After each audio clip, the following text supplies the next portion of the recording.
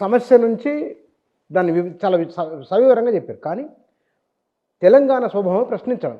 ప్రశ్నించే అవకాశాన్ని కూడా ఇచ్చి ఉంటే కేసీఆర్ అది కొత్త తరానికి అది వివిధ రకాల ఆలోచనలు చేసి వెళ్ళే అవకాశం ఉండేది కాదు కదా అని అంటే కనుక మీరు అంగీకరిస్తారా? అంటే బుచ్చన్న అంటే నేను అదే ఆలోచించేటువంటి తరుణం. కేసీఆర్ ఏదో ఆలోచించినా అది అణచడానికో సమాజం బాగుపడొద్దనో లేకుంటే ఏమన్నా అనచాలనో ఉండదు బుచ్చన్న. మంచి చేద్దామని ఆయన మంచి చేద్దామనేటువంటి ధోరణిలో ఇప్పుడు మనం నీళ్ళు ఇస్తున్నాం, తర్వాత విద్యుత్ ఇస్తున్నాం, ఈ సమాజాన్ని మంచిగా చేసుకుంటూ పోతున్నటువంటి తరుణంలో ఈ అనవసరమైనటువంటి ఇరిటేషన్ తెచ్చి ఈ పనులు ఆపేటువంటి ప్రయత్నంలో ఇది మంచిది కాదనేటువంటి ధోరణితో ఆయన కొన్ని నిర్ణయాలు అవి ప్రజలకు వ్యతిరేకంగా మారినాయి బుచ్చన్న. అంతే తప్ప కేసీఆర్ గారికి ఇరిటేషన్ ఉండొద్దని. నిజంగా ఏ ముఖ్యమంత్రి అని ఏమనుకుంటే ఏం పోతుంది, 317 జోనల్ సిస్టమ్ ఉంది, కేసీఆర్కి ఏం పోతుంది బుచ్చన్న? ఓ టీచరు మహబూబ్నగర్లో పనిచేస్తుంది, సిద్దిపేటలో పనిచేస్తుంది, నారాయణపేటలో పనిచేస్తుంది, ఆయనకు వచ్చేది ఏం లేదు కదా. ఆయన ఏం ఆలోచించిండంటే ఇదివరదాకా ఉన్నటువంటి సిస్టంలో మార్పులు రావాలి, 70-30 రావాలి. నన్ను అడిగిండు బుచ్చన్న, ఆదిలాబాదు నీకు తెలుసు కదా దేవి ఎట్లా ఉంది అంటే, నేను చెప్పిన సార్ గోండ్లు ఇంత పెద్ద ఎత్తున గోండ్లు ఉంటే ఆదిలాబాద్కు రావాల్సినటువంటి ఉద్యోగాలలో కనీసం ఒక జూనియర్ అసిస్టెంట్ కూడా గోండు లేనటువంటి స్థితి ఉంది అన్న మా మెంబర్ ఎవడు గోండు లేడు తెలంగాణ ఉద్యోగులలో. ఇది ఎంత అన్యాయం అంటే దీనికి కారణం ఏందన్న? దీనికి కారణం ఏంది? స్థానికులకు ఉద్యోగాలు లేకపోవడం వల్ల, రిజర్వేషన్లు లేకపోవడం వల్ల ఆదిలాబాద్లో పనిచేసే వాళ్ళు అంతా వరంగల్లోలే లేకుంటే ఖమ్మం వాళ్ళు. ఈ జోనల్ వల్ల ఏమైంది, ఆదిలాబాద్ సప్రెస్ అయిపోయిందన్న, దీన్ని మార్చాలని మేము చెప్పినాం. ఆ మార్పులో తను చేసిండు, మార్చిండు. దానివల్ల కొంత డిస్ప్లేస్మెంట్ అయ్యింది. మేమేం చెప్పినాం బుచ్చన్న, నేను నా కేసీఆర్ గారు నన్నే కమిటీ చైర్మన్గా వేసి మేమందరం బిట్టెలు అందరితో శ్రీనివాస్ అందరితో మాట్లాడి ఏం చెప్పినామంటే, ఉన్న ఉద్యోగులకు ఇది వర్తించకుండా చేయండి, కొత్త వచ్చే నియామకాలని పెట్టండి. ఉదాహరణకు 500 ఉద్యోగాలు మహబూబ్నగర్కి రావాల్సి ఉంటే ఇప్పుడు పనిచేస్తున్నటువంటి ఉద్యోగుల దగ్గర అందరి దగ్గర ఆప్షన్ తీసుకోండి. బయట ఉన్నటువంటి ఉద్యోగులు మహబూబ్నగర్కి ఎవరు పోతారో ఆప్షన్ తీసుకోండి. అంటే అంత కలిసి ఒక 700-800 వస్తారు. 500 ఉద్యోగాలు అక్కడ ఉన్నాయి. ఈ 300 సూపర్వైజరీ పోస్టు క్రియేట్ చేయండి, వాళ్ళు రిటైర్ ఎవరికి అక్కడ ఉంటారు, తర్వాత ఆ పోస్టులు రద్దు అయిపోతాయి, 500 స్థానికులకు దక్కుతామంటే అధికారులందరూ కూడా కేసీఆర్ మైండ్ను వాచ్ చేసి రాజ్యాంగబద్ధంగా ఇది చెల్లదు, ఇది రాష్ట్రపతి ఉత్తర్వుల వల్ల అయిపోతుంది, ఇటువంటి సిస్టమ్ లేదు అని ఈ బ్యూరోక్రాట్లు ఉన్నారు కదా బుచ్చన్న, అసలు మొత్తం ప్రభుత్వాలనే ముంచేదే ఈ ఐఏఎస్ బ్యూరోక్రాట్లు ముంచేది. ఇక రేపు రేవంత్ రెడ్డి ముంచబోయేది వాళ్ళే, నిన్న మమ్మల్ని ముంచింది కూడా వాళ్ళే. కారణం ఏంటంటే వాళ్ళకు ఒక మానవీయ కోణం ఉండదు బుచ్చన్న. ఏమన్నా అనుకోని, నాకు చాలామంది మిత్రులు ఉన్నారు ఐఏఎస్ అధికారులు, శంకరన్ లాంటి గొప్ప గొప్ప వాళ్ళు ఎంత గొప్ప ప్రయోగాలు చేశారు బుచ్చన్న. శంకరన్ లాంటి వారు కావచ్చు, మా ప్రేమచంద్రారెడ్డి గారు మా జిల్లా కలెక్టర్గా చేసిండు, ఇప్పుడు చాలామంది మంచి మంచి కలెక్టర్లను మేము చూసినాం. ప్రజల పట్ల చాలా కన్సర్న్ ఉన్నోళ్ళు చాలామంది ఉన్నారు, వాళ్ళకు మనం సెల్యూట్ చేయాలి. అటువంటి వాళ్ళు కూడా ఉన్నారు. కానీ ఈ మనం చూస్తున్నాం కదా, ఈ బ్యూరోక్రాట్లు ఏం చేస్తారంటే వాళ్ళకి రాజకీయాలతో సంబంధం లేదు, మనుషులతో సంబంధం లేదు, మనుషులు పడే కష్టాలతో సంబంధం లేదు, ఏ ఆర్తి నుంచి తెలంగాణ వచ్చిందో వాళ్ళకి తెలియదు, ఏ తన్లాడతో తెలంగాణ వచ్చిందో తెలియదు, ఈడు ఎంత నరకం చూసారో తెలంగాణ ప్రజలు వాళ్ళకి తెలియదు. వాళ్ళకు రూల్స్ రెగ్యులేషన్స్ బుక్స్,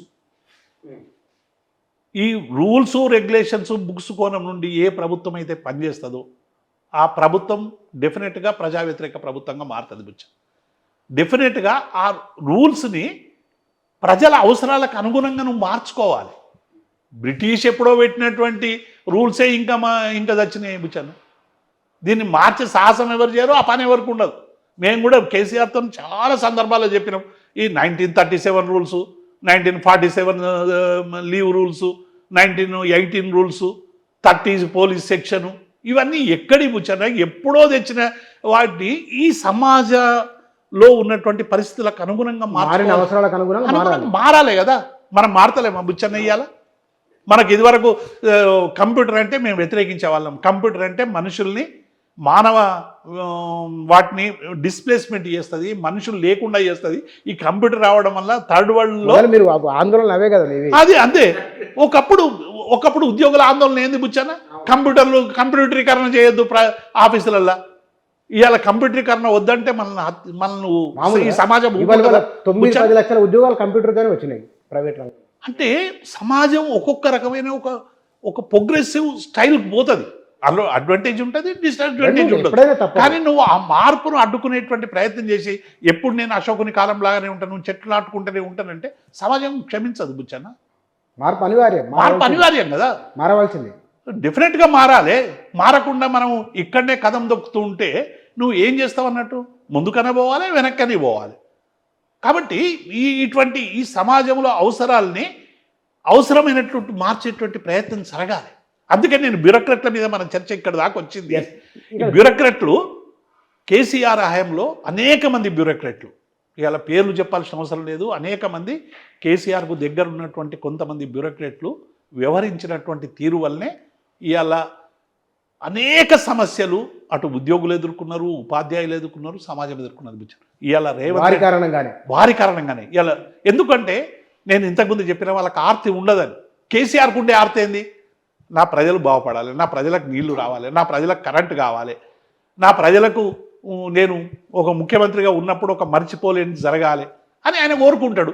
నువ్వు ఆయన కోరుకున్నకు అనుగుణంగా నీ నిర్మాణం జరగానా, నువ్వు అది జరిగితే మనకు ఆడిట్ వస్తుంది, కాగ్ రిపోర్ట్ వస్తుంది, లేకుంటే ఇంకోటి వస్తుంది అని చెప్పి నువ్వు ఆయన చేతులు ముడిచేటువంటి ప్రయత్నిస్తే ఎవరైనా ముందు పోతారా బుచ్చన్న? ఇవాళ రేవంత్ రెడ్డిలో ఉన్న బ్యూరోక్రాట్లు కూడా అట్లే వ్యవహరిస్తున్నారు చాలామంది. రేవంత్ రెడ్డికి ఉద్యోగుల సమస్యల గురించి అంటే డబ్బులు లేవు అని చెప్తే ముఖ్యమంత్రి ఏమంటే నన్ను గోసుక తింటారా, వడక తింటారా, ఇటువంటి మాటలు మాట్లాడినాక అని నిజంగా ఆయన ఆవేదనతో అన్నట్ల ఆ మాట కనుక ఎట్లా కారణం వీలే చెప్పేసినట్ల ఆయనతో. సమాజం పట్ల నీకుంటుంది ఆవేదన, నాకుంటుంది బుచ్చన్న. ఆవేదనను వ్యక్తపరిచేటువంటి భావ వ్యక్తీకరణ అనేటువంటిది సందర్భాన్ని బట్టి ఉంటుంది బుచ్చన్న. నువ్వు అదే ఎవరికి చెప్పాలి బుచ్చన్న? అందాల పోటీల కోసం నిర్వహించే రివ్యూ మీటింగ్లో ముఖ్యమంత్రి గారు ఉంటే నేను ఏం డబ్బులే లేవయ్యా, ఎట్లా చేద్దాం ఈ అందాల పోటీలు అని అంటే సమాజం రిసీవ్ చేసుకుంటుంది బుచ్చన్న. కానీ ఉద్యోగులకు ఏముంటుంది బుచ్చన్న, ఒక మా స్వామిగౌడ్ గారు చెప్తారు ఎప్పుడైనా, ఒక ఇంక్రిమెంట్ వస్తే ఒక స్వీట్ డబ్బా తీసుకుపోయి మా పెళ్ళం మేము ఖుషి చేసుకునేటువంటి వర్గం మాది అని మా స్వామిగౌడ్ గారు అప్పుడప్పుడు చాలా అద్భుతంగా, ఆయన వ్యక్తీకరణ మనకు రాదు, ఆయన చెప్తుంటాడు కదా బుచ్చన్న. నేను ఏమంటున్నా, ఉద్యోగులు అనేటువంటి వాళ్ళు ఏంది అలా ఒక డిఏ కావాలని ఒకటి కావాలని అడుగుతారు బుచ్చన్న. ఇది మధ్యతరగతి నువ్వు ఎంత ఇచ్చినా సంతృప్తి చెందారు, అది కూడా చెప్తున్నా బుచ్చన్న. నేను మధ్యతరగతి ఎప్పుడు ఏదో కావాలి, ఏదో ఆ తృష్ణ తీరదు. మన మంగళగిరి పానకాల స్వామి పోస్తా ఉంటుంది, పోసినా కొద్ది పోతుందట. నేను చూడలే కానీ అంటుంటారు కదా. మధ్యతరగతి కూడా ఎట్లుంటుందంటే ఇవాళ టీవీ వచ్చినాక మొదలు 22 ఇంచులు కావాలనుకుంటాం, తర్వాత 44 కావాలనుకుంటాం, తర్వాత 74 కావాలనుకుంటాం, తర్వాత 174 కావాలనుకుంటాం. ఇది మధ్యతరగతిలో ఉండేటువంటి ఒక స్వభావం. ఇది అంటే వర్గ స్వభావం. ఇది మధ్యతరగతి వర్గ స్వభావం. నేను కులాల వర్గాలకు అట్లా చెప్తలేను, ఇది మధ్యతరగతి. ఎప్పుడైనా ఇప్పుడున్న స్థితి కంటే ఇంకా గొప్పగా ఉండాలని కోరుకునే తప్పు కాదు. కాబట్టి అటువంటి వాళ్ళు ఒకటి అడిగినప్పుడు పరిస్థితులు బాగా లేకపోయినప్పటికీ కూడా నేను ఉద్యోగుల సమస్యలను అర్థం చేసుకుంటున్నా, దీన్ని మనం కూర్చొని పరిష్కరించుకుందామని ఒక మాట అంటే ఈ ఇష్యూ వచ్చేది కాదు బుచ్చ. నిజంగానే 2 వర్షన్స్ ఉన్నాయి, ఆయన ఉన్నట్టు చెప్పిండు. ఉన్నట్టు దావోసులు ఎందుకు చెప్పలేదు బుచ్చన్న? ఉన్నట్టు దావోసులు కూడా చెప్తే 2.5 లక్షల కోట్లు నీకు పెట్టుబడులు రావు కదా. మళ్ళీ అక్కడనేమో హైదరాబాద్ రైజింగు, హైదరాబాదు బ్లూమింగు, హైదరాబాదు గ్రోయింగు అని నువ్వు చెప్పినావు కదా. అక్కడ మాకు ఇన్ని ఎకరాల పంట పడుతుంది, కాళేశ్వరం నీళ్ళు వస్తాయి, విద్యుత్ విరాజిల్లుతుంది, మా ఈ దుర్గం చెరువు బ్రిడ్జ్ ఇట్లుంటుంది, ఇవన్నీ ప్రజెంట్ చేసినావు కదా. యాదాద్రి ఒక పెద్ద మా అద్భుతమైనటువంటి కట్టడం, ఇవన్నీ నువ్వు చెప్పి 2.5 లక్షల కోట్లు అప్పు తెచ్చుకోవడానికైతే హైదరాబాద్ రైజింగు, గ్రోయింగు ఇవన్నీ వచ్చినాయి బుచ్చన్న. ఉద్యోగులకు ఒక డిఏ వేయడానికి నువ్వు ఎందుకు ఈ హైదరాబాద్ను ఫాలింగ్ అని చెప్తా ఉన్నావు, క్యాన్సర్ అని చెప్తా ఉన్నావు, టీబీ అని చెప్తా ఉన్నావు తెలంగాణకు? అంటే ఆయన అంటే ఏ ఉద్దేశంతో అన్నట్లని మీరు అనుకుంటున్నారు? నేను డెఫినెట్గా ఆయన అంటే బుచ్చన్న, సహజంగానే ఆర్థికపరమైన ఇబ్బందులు ఉన్నాయి బుచ్చన్న. అది ఎవరు అవునన్నా కాదన్నా, అది ఎవరు కేసీఆర్ క్రియేట్ చేసింది కాదు, గత ప్రభుత్వం క్రియేట్ చేసింది కాదు, ఈ ప్రభుత్వం హామీల వలన వచ్చినటువంటి ఇబ్బంది ఇది. మీరు ఏమన్నారు బుచ్చన్న, ఎటువంటి హామీలు మీరు చూసారు కదా మేనిఫెస్టోలో పెట్టినటువంటి 2 లక్షల రుణమాఫీ, టక్కన ఒకేసారి మేము 2 లక్షల రుణం. రైతు బంధు 10,000 ఇస్తారా? ఏం 10,000 ఇవి ఎవరికి సరిపోతాయి? 15,000. తర్వాత ఏం ఇది షాదీ ముబారక్ కళ్యాణ్ లక్ష నుంచి ఒక తులం బంగారం ఇస్తే అయిపోతుంది కదా. ప్రజలు ఏమన్నా ప్రజల సొమ్ము ప్రజలకే వంచాలి కదా. ఒక తులం బంగారం ఇస్తే ఏంది అని అన్నావు. మళ్ళీ ఇవాళ ఏమైపోయింది బుచ్చన్న? రైతు కూలీలకు నేను డబ్బులు ఇస్తాను, తర్వాత ఇట్లా చాలా హామీలు ఉన్నాయి అన్ని అంటే వర్గాలకు. బహుశా అన్ని హామీల విషయంలో ఎందుకు అమలు చేయలేకపోతున్నారు వచ్చే అని అంటే ఫ్రస్ట్రేషన్ నుంచి నేను అదే డబ్బులు చెప్పను. లేవు ఇక్కడ అని. నేను ఆయన ఏం చెప్తున్నా అంటే వాళ్ళ హామీలు బాగా ఇచ్చిండ్రు, అధికారంకి వచ్చిర్రు బుచ్చన్న. అధికారంలోకి వచ్చినాక గ్రౌండ్ రియాలిటీ చూస్తే ఈ మేనిఫెస్టోలో 10% కూడా అమలు చేయలేమనేటువంటి ఒక నిర్ధారణకు వచ్చేసారు బుచ్చన్న. వచ్చేసి ఒకేసారి ఇట్లా అన్నారు కదా బుచ్చన్న, ఒకసారి ఈ 31 మార్చి వరకు ఇస్తామన్నది. ఇప్పుడు ఏమైంది తుమ్మల నాగేశ్వరరావు గారు, మేము 23 తర్వాత మే 23 తర్వాత 4 ఎకరాలకు ఇస్తామని ఇట్లా అన్నాడు. ఆఖరికి ఇంకొక మంత్రి మేము ఇప్పుడేముంది తులం బంగారం వేడిస్తాం, తులం బంగారం 1,00,000 రూపాయలు అయిందని ఒక మంత్రి ఇట్లా అన్నాడు. ఇక రేవంత్ రెడ్డి నా దగ్గర ఏం లేదని ఇట్లా అన్నాడు. ఆఖరికి ఇట్లా చేసే ప్రయత్నంలో భాగంగా ఒక్కొక్కరు చేతులు మొత్తం ఎత్తేయకుండా మెల్లమెల్లగా ఎత్తే ప్రయత్నం చేసి ఇలా ప్రజలకు ఇచ్చినటువంటి హామీలన్నీ కూడా కొల్లగొట్టే ప్రయత్నం చేస్తున్నారు.